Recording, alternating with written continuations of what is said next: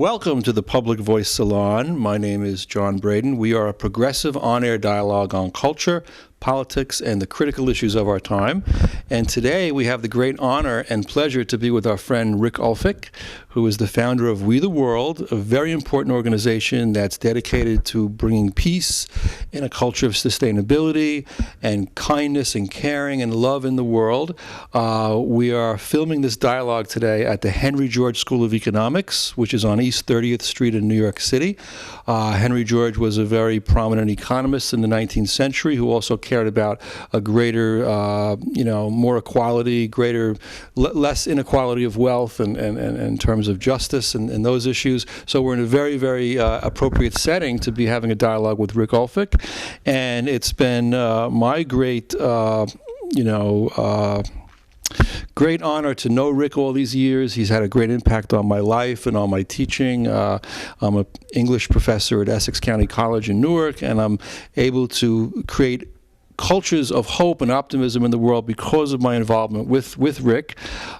He's a person who connects other people together around the world, people who are fighting for peace, fighting for justice, in a more collaborative format, because as Rick talks about, we need a paradigm shift from I to we. There's so much selfishness in the world that's really creating so much oppression, and we're, with all the negativity, with all the cynicism that's in the headlines today, it is such a great joy to be here with you, Rick, and to have known you these last 10 years. And Rick is also our sponsor in our television program that we have. This is our, we're able to be involved in New York City because of Rick. He's, helping us with that. So it's so much education going on with Rick, and I'm so glad that now you'll be able to educate the world more through this dialogue that we're going to have, which is being broadcast in New York City and also in Hudson County and Hoboken and Union City and places like that, and around the world online. So Rick, thank you again for your extraordinary work, and I want to hand the microphone to you, and you can introduce yourself and talk a little bit about why this We campaign is so important. Well, thank you so much. It's great to be on the show with you, John. And it's been wonderful to know you over the years. I think we met during the Millennium conference, correct? Isn't that when? At Riverside Church. Right. It was a huge, reimagining politics and society at the Millennium at Riverside Church and Columbia University and Union Theological. It was a huge thing. West and Michael Lerner. Right. You organized that. Yeah, I was one of the organizers. Well, We the World collaborated with the Foundation for Ethics and Meaning and the Open Center in order to put that on, and so you were a big part of that, and that was great. And now here we are. How many years later? 13 years. 13 years later. So it's great to be on the show with you, John. So I'm Rick Ulfik, founder of We the World and the We campaign at we.net. So you mentioned about the We campaign, and you were asking me why is it so important. So I guess I'll talk a little bit about We the World. I mean, basically, our whole thing is fostering collaboration and connection and cooperation between groups and people that are working to create more peace, sustainability, and transformation in the world.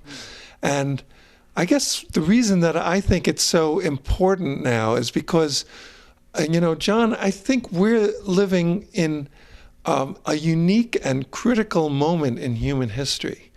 Never before have so many people spoken out about changing the direction of humanity away from self-destruction and toward a shared, sustainable culture of peace, justice, and environmental stewardship.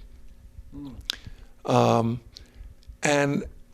I believe, and we believe, that connecting and coordinating those voices so they can act collectively to create real and lasting change is the challenge of our time. And it's also the mission of We the World and the We campaign. So for me, you know, the stakes are too high for us to fail. You know, we're living in the wealthiest country in the world, right? United States, and yet here, 1 out of 5 children goes to bed hungry in the wealthiest country in the world. 65,000 people die every year from air pollution. Nobody talks about that. You know, all the things that cause car accidents. Yeah, car accidents. But we, you know, car accidents, you can improve some things, but you know, air pollution, we can definitely go do things to improve that. And then globally, every single minute, the world spends about $2 million on militarism, weapons, and war. And during that same minute, every single minute, 15 children die of hunger and preventable disease. So it's like we have this like global mismatch going on. We're spending all this money on war and other things like that, and the things that are of most concern to us, our children, are being left in the lurch.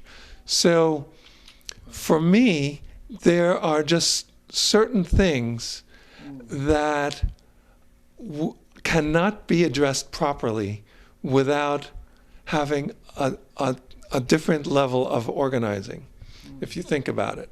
So like poverty, for example.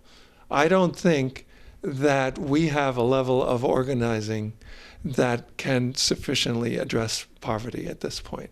But there are so many things like that. Look at that Supreme Court ruling, the Citizens United ruling, which considers unlimited spending of money in politics to be free speech. Look at the global water crisis. Do you know that within 20 years, the global demand for water is going to double on this planet? And we're already at the edge of that with droughts and things going on. Look at the mass extinction of species. There's at least 75 species are being pushed into extinction by humans on this planet, and some people estimate that it's as high as 200 a day, 75 a day at least.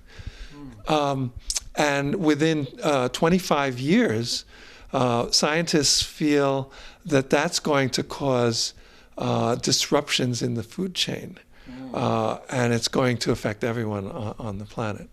And then, of course, climate change. You know, the talks in Copenhagen and Warsaw, Poland. Too little, too late. You know, we have all these things. Now, what about the complexes? You know the complexes? Tell me the complexes. You mean vitamin B complex? No. Okay. I'm talking about the military-industrial complex. Right, okay. The surveillance industrial complex.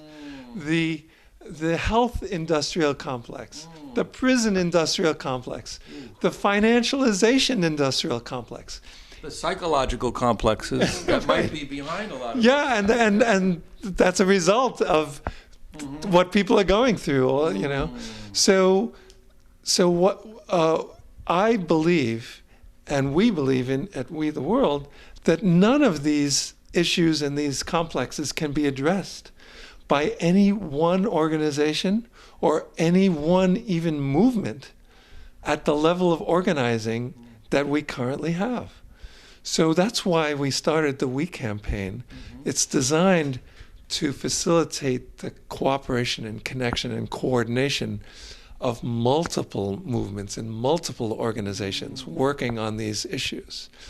And that's why I said earlier that this is the challenge of our time, because otherwise we're not going to be able to solve these problems unless we come together. Wow. Rick, you know, I mean, you're doing such incredible work, and it's just so important, and I just wish more people knew this. You know, I wish you could be giving this talk, to large audiences. I wish that you could get on mainstream media and be talking to a Charlie Rose or a CNN and to reach out to millions of people with this message. It's so crucial. It's so important. And I know you're very powerful. You're very effective in what you do. You bring people together. I've seen this happen over the years working with you, and we've had so many projects together, watching movies together. A simple thing like going to the movies together, and afterwards we would all be in the lobby and discussing the film because you think conversation's important and dialogue, and you always want to hear every person in that group, what do they think about the movie? Sometimes, we'd be there for over an hour and the next movie was about to start, people were coming in and we're still there dialoguing. You're such a deep listener, you're such a caring human being, and people like you we need in leadership positions in this country, As people know, I've mentioned on the show, I ran for president last year, and I didn't get many votes because I was, not supported by the corporate state. But anyway, had I got elected, you would have been appointed as a Secretary of Peace. I think that would be your because we look at the typhoon that hit the Philippines just last week, and the 190 mile an hour winds gusting over 200 miles an hour. This is horrible stuff, and it has to be addressed. We look at the depression throughout our culture. We look at people who are just so unhappy.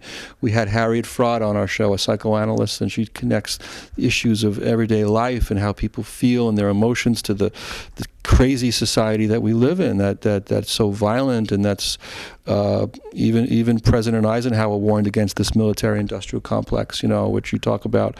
So I really think that your work is so vital. It's so important.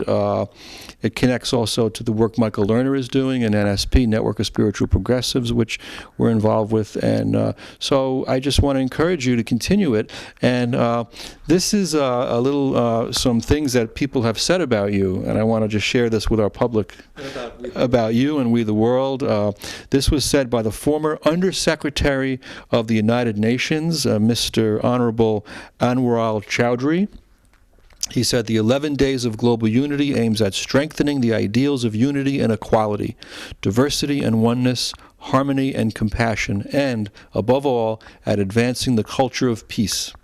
I welcome this remarkable initiative. Deepak Chopra, who we know is very involved with economic and political and spiritual issues, and he said that he's very excited to see the tremendous growth and development of your work, Rick. That's incredible to get the nod from Deepak Chopra. And Nobel Peace Laureate Archbishop Desmond Tutu has said this, that on the occasion of the 11 Days of Global Unity, culminating in the International Day of Peace, we invite you to join in a movement without which all the other movements of chains cannot be successful. This is what you're doing, Rick. You're at the center of this crucial effort that's talking about a shift, as he said, from I to we, another person who's very well known is Dr. Jane Goodall, who is a famous primatologist and is also very involved in creating a culture of peace in the world. And she says, it's time to realize that we are a part of all the suffering in the world. Those who are hungry and starving, all those animals that face extinction, like you said. Then we begin to make the change from I to we. It's we, the world. Us together, because it's when we all get together that we can make the changes that we must make. We are the world. So, Rick, this is amazing. You've done all this work, and yet we're living in a society in which we have this fluffy celebrity culture. I mean, people can, watching us now, hopefully, don't channel surf, keep watching us, but at the end of our show, if you don't believe me, check it out. See what's on these other channels, watching everything you want to know about Snooki and Kim Kardashian and this celebrity nonsense that's going on, this distraction from the real issues. And even in the, I don't even think that the major news shows now are covering in depth what they really should be. It's become this this entertainment media complex, right? So I think, Rick, you are an antidote to that, and I just hope you go stronger in the following year and decades to come, and just keep up your amazing work. Now, talk about a little bit about the 11 Days of Global Unity, because you started this, and we're now in November. This is actually the end of November. We're getting into the holiday season. When this is going to air, should be around Christmas time when you're watching this. So we're filming this on November 23rd, which is also the day after the 50th anniversary of the assassination of John F. Kennedy, which is something which we should touch on as well, because Kennedy had all kinds of hopes and idealism. He wanted to pull America out of the Vietnam War, and all those hopes that were, well, I don't like to say they were extinguished, because even after his assassination, the 60s continued. We had the development of social justice and civil rights movement, and we had the hippie culture. We had this make love, not war consciousness, which continued. And I think you are also part of that, Rick. You seem like you're a link back to that 60s energy and aura that I always feel like I missed because I was just a little bit too young. But so talk about this recent 11 Days campaign, which is in September. It culminates on the International Day of Peace, which hopefully that will be a super holiday one day on the same level as Christmas and every other holiday. International Day of Peace. It might be the most important holiday. So, Rick, talk about some of the activities and the projects this year that stood out for you. Sure. And maybe I'll give a little bit of the background of 11 Days of Global Unity as well.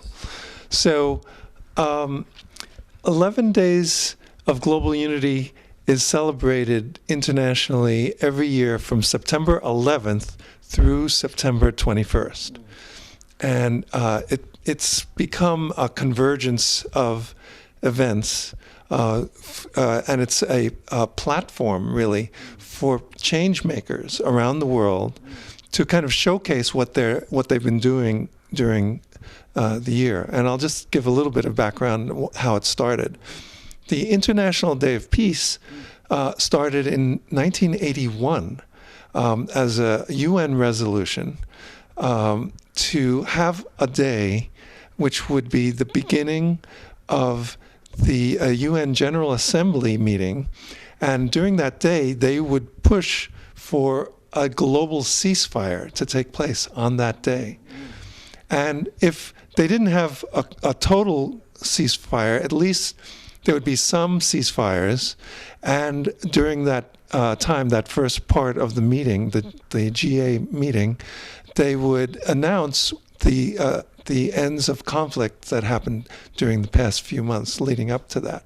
So as time went on, the NGO community became more aware of the International Day of Peace. The problem was that it was always on the first day of the session of the UN General Assembly session, and that it was the second Tuesday of September. It was always changing. The actual date every year would be a slightly different date because it was just fixed on the second Tuesday of the month. So the NGO community was saying, come on, let's put it on a specific day. And there was a push to put it on September 21st. In fact, a guy named Jeremy Gilley actually made a full-length documentary feature film about the International Day of Peace with Angelina Jolie in it and all kinds of other celebrities. And it was called Peace One Day. And so the UN finally came around to doing it, but not quick enough. And so in 2001, the International Day of Peace was officially on September 11th, the day of the tragedy. Oh my God, the irony of and that. Then from that time on, Yes. from 2002 on, it was on the 21st.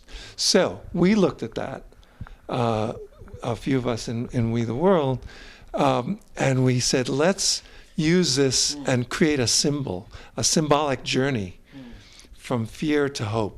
September 11th through September 21st. And that became the 11 Days of Global Unity. And that year, we launched it in 2004. That year, we had 125 cities taking part in it. Desmond Tutu made a video. Jane Goodall appeared in the place on 20 I think it was 21st, and formerly the Limelight. The Limelight, nightclub, right? Now a church, or It was a church, and then it became a disco. Yes. And we had the whole launch there. I was there. You were there. Yeah, very exciting. And Jane Goodall had her whole team, 14 people up from Washington, D.C., and Amnesty International was there. Marianne Williamson was also there, and many others, 500 people came. And it was webcast around the world. In Taiwan, they launched it with the peace bell. Even though they were in the middle of the night there, we saw it on the screen, and they saw the whole thing, and it was webcast around the world. And also, I understand Bruce Springsteen was supposed to be there. He couldn't make it, but he wanted to go. He was supporting it. His wife had something that night. Right. There were so many. And so it's only grown from there, the 11 Days of Global Unity. Now there are as many as 700 associated events in 60 countries every year. Well done. Work well done, Rick. That's amazing. Thank you. Wow. So it's not just me. It's like all our global partners, you know. So, but it's become this platform, as I mentioned, where people can showcase what they're doing. And in fact, the 11 Ways to Change the World has grown out of the 11 Days of Global Unity. There are 11 themes, and now there are hundreds of partners that are organizing within each of those themes. The themes are unity, interdependence, environment, health, economic justice, children and youth, women, human rights, freedom, disarmament, and peace for the International Day of Peace. So each of those, and people can go to we.net to get involved in all of these campaigns. So. And the thing is, I mean, most people do want a better world. Most people do want to have peace. And there are people fighting for it and struggling for it in many different sectors, yet they're not together, like you said. One of the problems in the 1960s and 70s with the social justice movements is that they kind of got splintered. And somebody was doing something over here and another person over there, and it got a little fractious too, that people got a little too high and mighty about their own agendas instead of, you know, for the common cause and pulling together. So it's another reason why your work is so vital and so valuable. I want to touch a little bit on your biography, Rick, because you're such a fascinating person and you have a very deep background with music. You toured around the country with Samantha Sang. Yes. What was the name of that song that was very big in the 70s? Yeah. Emotion. It's just emotion that's taken us. Oh, wow. Yeah, that's such a Rick song. That's such a Rick song.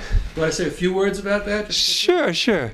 Well, you know, my background, yes. I've had like a 30-year music career. I've written music for all the networks. I used to write music for commercials and films. I've written music for like 12 feature films and the big ABC, you know, ABC used to do these big blockbuster documentaries. They'd preempt their whole prime time. Yes. I did music for all of those documentaries. Wow. There was one called Growing Old in America about the healthcare in this country. I did all the music for that. Yes. Hugh Downs was the moderator in there. Then there was one called The Fire Unleashed, which Peter Jennings was the moderator, and that was all about the nuclear industry and nuclear weapons and waste and proliferation and the space shuttle. So it was kind of an introduction, even though I was not really working in politics at that point. I did get exposed to some of these things through music. And I guess the way that I made the transition was, you know, I used to have a recording studio, and I was working with these recording artists like Bernadette Peters and Phoebe Snow, and I'm on an early Queen Latifah album playing keyboards, and and Judy Collins and some of them. The thing is, and I played a gig with Carlos Santana at the Beacon Theater once. Goodness. Yeah. Wow. So the thing is, with music, at that point I was making enough to have a recording studio and a whole staff and everything. I used to contribute money to the groups that I thought were helping to create a better world. So I would contribute money to Amnesty International and Greenpeace, Southern Poverty Law Center, and many other groups, about 25, 30 groups a year. And, then I thought they're helping to create a better world. But then in the 1990s, it seemed like we're not having a better world. It's not becoming a better world. So I thought maybe I could do something myself to help. So I started volunteering with nonprofits, like Michael Lerner's group, the Foundation for Ethics and Meaning, and many other groups. I would go to their meetings. And what I heard coming out of the meetings as a kind of a running theme was, we're doing good work, but why are we not collaborating with others that are doing good work? Why is this movement for peace and sustainability so fragmented? It's just like what you were saying, the environmentalists are doing stuff over here, and the human rights people are over here, and the animal rights people are over here, and the education people are over here. So I founded We the World to be a way that we can collaborate, and that's how that happened. And so I made that transition from music, although I'm still doing music.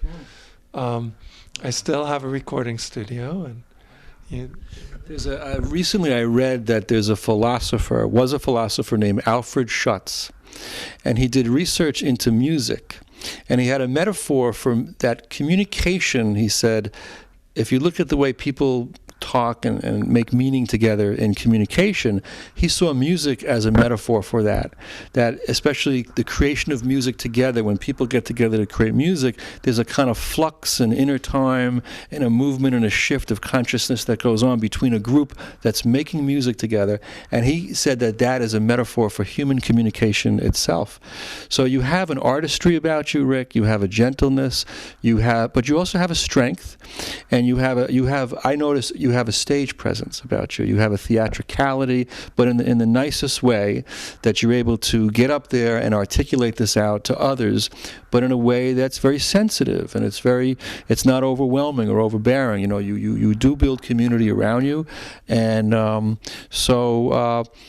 of the things you also inspired me as a person, as someone who is also working in business now and trying to transform the corporate culture, which I find has a lot of problems, and there's a lot of selfishness there. And I created an organization called the Ethical Business Society to transform corporate culture and to work toward a new bottom line that values not just money and power, but also kindness and caring. And as the United Nations is advocating for, a triple P bottom line: people, planet, profits.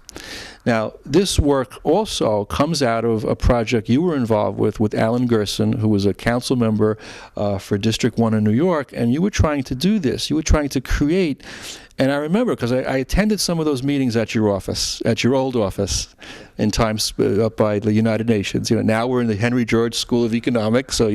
So talk a little bit about that. Maybe just touch on that briefly, and how we can make our corporations more sustainable by law. Right, yeah. So what Alan Gerson and I were working on, and it really comes out of the work of Michael Lerner, and something that he innovated called Ethical Impact Reports, EIR. And that idea we were translating into the New York City system of contracting. So the idea is that if a company wants to get a contract with New York City, that they will have to warrant a certain level of environmental and labor standards and history with their practices. So it's a very exciting idea, and Alan and I worked on that.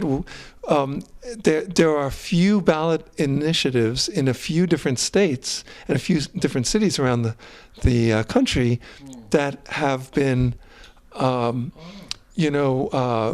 pushing this idea.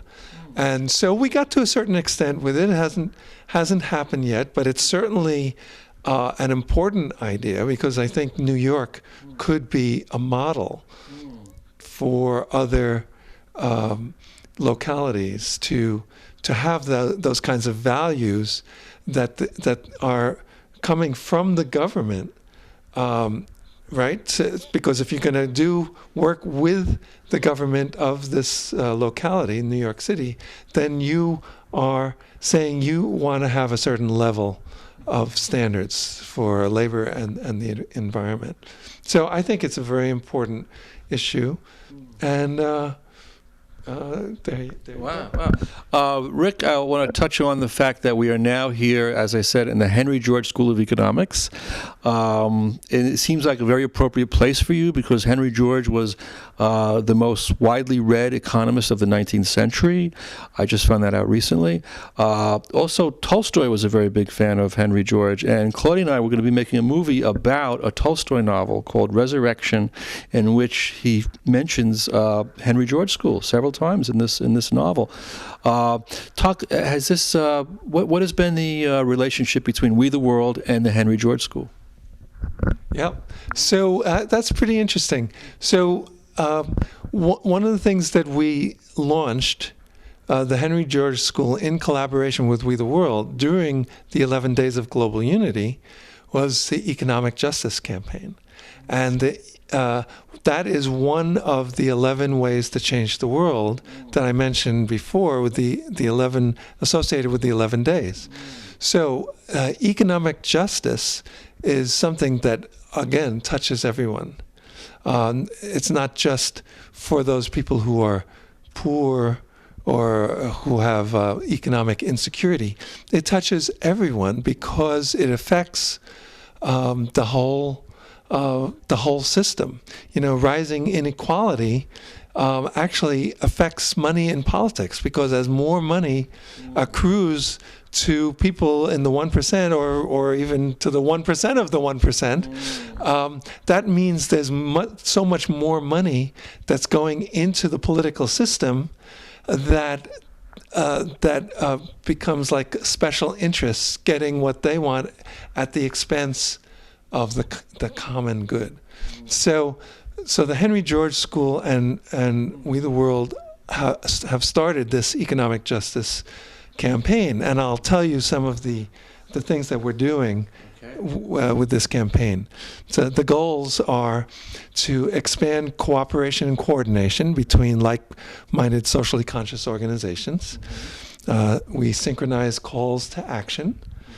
We coordinate press releases and press conferences. We are going to convene public forums, conferences, teleseminars that connect the dots. And as you know, the Henry George School is one of the things that distinguishes it from every other institution in this city and probably around the country and the world, is all of the classes at this school are given for free. Totally for free. So then also we are putting together a media campaign that includes public service announcements for TV, radio, YouTube, and social media. And we're going to engage the participation of campus groups and community groups. So that's what we're doing with the Henry George School. Oh, goodness. You know, Rick, it's just amazing. You know, we need like 2 hours to get everything that you've been up to. We want you to come back more often. I want to be part of what you're doing more often, because I do miss, you know, being more active with you. I mean, you're my friend, you know. I really enjoy being around you. You're such a great guy. But I was watching last night, I was watching David Letterman, and I like David Letterman. I think he's great. He had Howard Stern on, but anyway, I remembered the fact, and I know it's a long story, but maybe you can give the short version of it. You actually gave David Letterman an idea. Now, maybe, David, if you're watching, this man should be on your show, because he gave you a good idea, and if he had the kind of audience that would give these ideas of peace and caring for a better world, we would just have a better world, right? So tell the audience very briefly how you gave David Letterman an idea. Okay, that's an interesting story. Okay, yeah. So as you know, I've had this music career, a full-time music career. So at one point, I was doing all kinds of things, working with many kinds of singers, like Samantha Sang and Phoebe Snow and Judy Collins and all of those folks. So at one point, I was the musical director for a wonderful singer named Esther Satterfield. And she, so we were doing a concert tour, and she was able to get, her manager was able to get her on the David Letterman show. And what year was this? It was probably in the 80s. Okay. I think it might have been in the early 90s, probably the 80s, because at that point David Letterman had his show on in the mornings. Right. Okay. Before he had his late night show, he was on every morning, and he had this practice of having his artistic guest, his recording artist, he'd have the same guest on for an entire week, for 5 days. Oh. So Esther Satterfield was on for 5 days, and I conducted for her on the David Letterman show, because he had a house band. So I wasn't actually playing, but since I was her musical director, I conducted the band. And Paul Schaefer is now the band leader of his house band. Right. That's at night. You were like Paul Schaefer. Well, in a way, but no, it wasn't me actually playing. I was just conducting. But anyway, so what happened was I had this idea, because he had his routines on the show, and I love comedy, Yes. So I said to the stage manager, could you arrange a meeting with me and David Letterman? And the stage manager, well, that was the assistant stage manager, and so the assistant stage manager went to the stage manager and went up the food chain to the assistant manager, all the way up, and sure enough, a few days later, since I was there for the whole week, they actually set up a conversation with me, a meeting with me and David Letterman. So I had a 15-minute meeting, and we had a great time. We talked, and I said to David, when I was growing up, I had some of the best times in my life watching the Steve Allen Show. Steve Allen Show had such funny routines where he'd walk down the street on two-story stilts and knock on bedroom windows on two-story stilts, and he did all these funny routines. Yes. And I reminded David Letterman of those wacky kinds of ideas. And David Letterman was kind of more like stand-up, he was not that loose, up to that point. Okay. And so I told him about these things, and he got this idea. And after that, he started coming out with these things like stupid pet tricks and, or stupid human tricks, and, all the funny, wacky things that he started doing. I think that was a result of the conversation I had with him about Steve Allen. So there you go. That was my little connection with David Letterman. And this is very historical. This is media history, ladies and gentlemen. You're watching. This is behind the scenes. You should put that in your memoir, Rick, in your autobiography. But if David Letterman ever does watch this, hopefully he'll appreciate. And I love Steve Allen as well. It's funny you should say that. There was a time in my life before I became a teacher when I was working in an office. It was a boring office job. And to stay sane, I used to go to the library on my lunch hour, and I was very into comedy. And I was actually reading books about Steve Allen. And I was reading his monologues, and not only his monologues, but his dialogues. When he would go into the audience and he would have these incredible, spontaneous, somebody would say something, he could ad-lib. Nobody could do that like Allen, And that made me a funnier person. And when I would go back to the office, this was actually an automotive warranty company that was connected to AIG. And then we saw the problems AIG had recently. This is going back 20 years. And back at the very stodgy office, I started to become funnier. And I would make people laugh around the water cooler, around the copy machine. So that sense of humanity from Steve Allen that was brought in. And it's funny because you had a Steve Allen connection also with Letterman. But Steve Allen was also very into history. He was an intellectual, and he wrote a book in 1989 called Dumpth, about the dumbing down of America, which I read. I was in my 20s at the time, and I think that's also a big problem now with our education systems, and they're pushing sort of a technocratic mode of education. And I see that from being a person who works in education, that they're taking away the arts and the humanities, and they're taking away history, and they're pushing like a business major model on people. So it's becoming educating for the free market. But what you're doing, Rick, in your program is you're educating. So let's hope that David Letterman will maybe have you on the show, and it'll be reconnection. Or I'm just saying, getting at that level of audience, we need to get media for this. I think just thinking in a real politique way, in terms that money matters, and how can we build this? How can we grow this? How can we strategize? Because if more people knew about what you were doing, we would have a better world. I mean, yeah. I have a couple of things to say about education. Okay. Since you mentioned education. Okay. The thing with education is I was working with Michael Lerner, he and the Foundation for Ethics and Meaning. We had the Education Task Force, and we had one of the tracks. We put together the education track for that huge Millennium event, and but here's the thing. What you were talking about before about, standardized tests and all of these things, there's a goal that I've written about, I've written articles about and spoken about, which I would love to promote as an alternative model of education, especially in the primary school, secondary school area. And that is, instead of worrying about the scholastic achievements of these kids, I would love the goal to be to create students who are self-motivated to learn. If that was the big goal, not math and not history and not reading, but it would be an intrinsic motivation and goal, a love of learning. Now, the people who love to learn, they are the ones who get the best grades. They succeed in all these things that everybody's concerned about. They're not involved with gangs. They don't drop out of school. They don't do drugs and teen pregnancy and all of these things that are associated with young people and the problems with education, because they're excited about all this. They're like sponges. They're learning.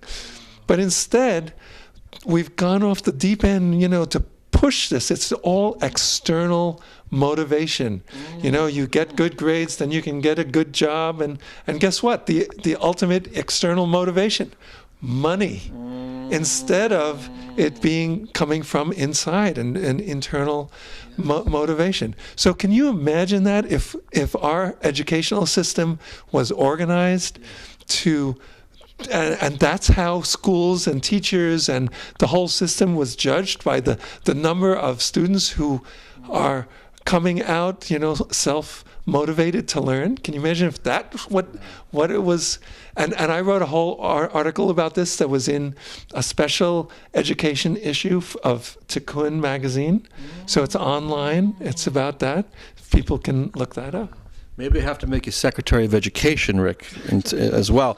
But also the ideas you're talking about were also ideas very much talked about by John Dewey, who was one of the early philosophers of education in our country in the 20th century, who was one of the early progressive educators. And I pulled this book off the shelf here because this library is just so rich and wonderful and full of thinkers and ideas, and there's books by Marx behind you, Karl Marx and Engels, collected works I see there.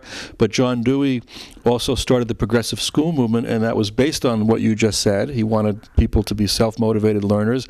They were very dialogical schools. There was a lot of conversation, people learning at their own pace. In fact, Noam Chomsky went to one of these schools. Yeah, he went to one of these schools in Philadelphia, and he said it was a powerful learning experience. Halfway through high school, he got transferred to the regular, city high school. He said it was a joke. It was awful, but he was able to compare and contrast between the Deweyan way, the progressive way, and that's very much something that I think about in my own teaching. I try to get my students excited and to sort of get them to overcome the deficits, because I teach college English at a community college in Newark, and my students come to me after 12 years of schooling that has really made them feel disconnected from learning because of the testing, because of the approaches, because of the boring curriculums and all that. And I find that it's like I have to start from scratch and get them excited. Forget about that way of learning, and how do we let's start talking to each other. Let's sit in a circle. What would you like to learn? Bringing in, pieces from literature and essays, and showing films in class. Anything that's going to get dialogue going and thinking about the issues of the day. And very often in my classes, I've talked about your work as well. I've talked about We the World. And I think Maxine Greene, who's a philosopher of education, she says this, that only teachers who are in search of their own freedom can empower young people to go in search of theirs. So I think for teachers to be activists, to be involved in the world in a project, so that's why your impact on my life and my teaching is having one foot in these kind of circles, these visionary groups and ideas. So I think we're almost out of time, Claudia. We have 10 minutes left, so we're going to reflect. We have plenty of time, but just sort of moving towards a closure. And it's never a closure, it's always a new beginning. And Rick, any time to get a chance to talk to you, whether on the air or off the air, is just a wonderful pleasure. And I would hope that other people could have that experience as well, and in public, dialogues and public forums, and getting, involved with this kind of thing, to raise consciousness, your calmness and your integrity and your intelligence and motivation to really create a world that's more loving and caring, and there's even a spiritual dimension to this. I think there's a spiritual, political aspect here, and Michael Lerner that's what his project is about too. The world is a better place right now because we're having this dialogue, and it's going to be broadcast to people, and people can be watching this, even though our ratings are not the same as Fox News. Maybe not yet. Hopefully, in a better world, that we will be able to create this kind of media that's more thoughtful, and that's more substantive, and that's more caring. Why don't we talk about the media? Media is a huge, important issue now, because I think what you're doing with this show, John, as you're kind of representing independent media, right? Mm-hmm. And it's so important because, as you mentioned before, very often the subjects that come out in mainstream media don't touch the depth that sometimes we find in the independent media. And another important thing about the media for me is that the mainstream media, the messages that come through become the fabric of our culture. So if in the mainstream media you show people who are activists, let's say, who care about creating a better world, but you show them as hooligans or something like that, or show them as, like as a fringe kind of weird thing, like they were doing with Occupy for a long time. It sends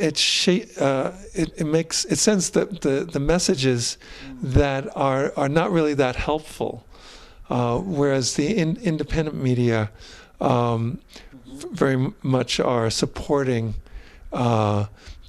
people and groups coming together to create a better world. So anyway, so thank you for what you're doing. I just want to say, Rick, that I want to also talk a little bit about love, and because we do love you, Rick, and we love what you're doing and trying to create a more loving world. And I think back to 2005 when I created a project called the Love Project, which you were involved with. And we had a series of dialogues about love that took place in cafes in New York, and also at Mertiel's home on the Upper West Side, beautiful apartment. And you were very much a part of that. And I want to acknowledge my wife, Claudia, who's come into my life since that Love Project. we have a beautiful relationship, and without her help, this would not be happening, because when we met, I had all kinds of dreams. I had dreams of being a writer. I had dreams of having a television show, and just being with someone in a loving, nurturing relationship and having someone who cares about me just helped me to nurture my own dreams forward. And so love is really very, very important. And we know that you have a lovely girlfriend in your life now, Sefi, and maybe you want to talk a little bit about her. Okay. Hey, Sefi, in case you happen to be watching this. Hi. Yes, just like you said, John, she has changed my life too. It's so wonderful to have someone who cares about you and you care about them, and relationships. That's how there are ups and downs, and what we've discovered. Oh, and this brings in another thing that I'm involved with that you know a little bit about, the idea of nonviolent communication. That's how Sefi and I met. Really? She was in a class that I was co-facilitating.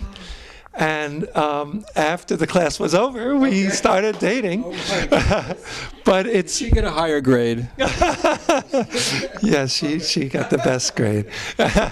But it's interesting because we had that experience of going through the ways of resolving and preventing conflict in the class. We learned about that, and now we use that in our relationship. So, and we discovered that the needs, that we don't have to satisfy each other's needs completely. That's one of the big lessons of that class and that whole idea of nonviolent communication. You can get some of what you want, in other places. Like, let's say, two people who are a couple come home at the end of the day, and one is really tired and wants to be alone, and the other is really tired and wants to kind of have some companionship. So it seems like the needs are in conflict, but they're not.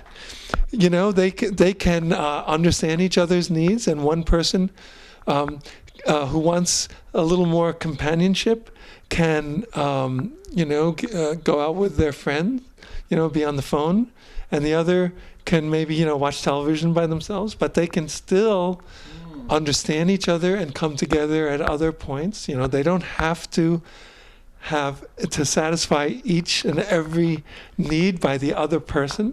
They can still have a good relationship as long as they care about each other and understand each other. Wow. So we're almost out of time, Claudia. So I want to thank you for watching this special edition of our Public Voice Salon with Rick Ulfik at the Henry George School of Economics. Rick with We the World, doing incredible work to make our world more peaceful, kind, and loving at we.net. And keep watching us at Public Voice Salon, and let's struggle to make a world that's more just and kind and loving. Welcome back. Now we're in our Hoboken apartment. We hope that you enjoyed our dialogue with Rick Ulfik, our friend at We the World. And Rick gave us this sort of a world. Yes, he gave us the world a few years ago when we had him on our show the first time. And it's a very cozy, cuddly world. And we're trying to create a cozier world for everybody, I guess. So, and I want you to realize that you're watching us now, that you're part of the world. And so just take a look there and see where you might be as we work together to create a world that is more caring and more loving and more kind and less selfish. And I'm really grateful to my wife, Claudia, because she's been helping me with this for the past 3 years that we've been on the air. I still can't believe it. This intervention that we have in the media, and I'm very grateful that we get to do this. And if Claudia has anything to say, any reflections on the show or on the end of the year, this is the closing of 2013. And well, I will say that this year was very good for us because we had the chance to meet a lot of people, famous people or not famous people. For me, all of them are very interesting. everybody has something to say to the world, and all the activities that they are involved with, like arts or activists, or even just the simple thing to walking around on the streets, very important for us to bring it to you at home with our TV show. So that's one of the most important things for me. Maxine Green says that individuality comes from being in a community. That first of all, we have to be part of a group. We have to be part of membership in an organization, membership in a project. And we learned this back in the 1960s when people found themselves personally. They found their individuality by being a part of a larger circle, a larger group. And not only that, so since we finished the year 2013, Yes. We want to invite everybody to have a very nice holidays with their family, their friends. Even if you cannot be physical with them, to call them, to be in touch with them in somehow, with letters, emails. There are too many ways to get in touch with the closest persons to our lives. And we want you to wish you Merry Christmas. Happy New Year, Happy Kwanzaa, Happy Hanukkah, all of the happiness of the season of joy, the season of love, thinking in terms of the, as a Christian myself, the true meaning and spirit of Christianity, which is love thy neighbor as thyself, and be kind to others, be good to the poor, and those are the things we want to keep in mind. And in the meantime, we do have our ritual that we do every year. We put on our hats, holiday hats, and we wish everybody in the Public Voice Salon community, whether you've been on our show or whether you are just watching or want to come on our show in the future, we love you all, and we wish you a wonderful holiday season and a happy, healthy, prosperous, safe New Year. Okay? Happy holidays, everyone. Bye.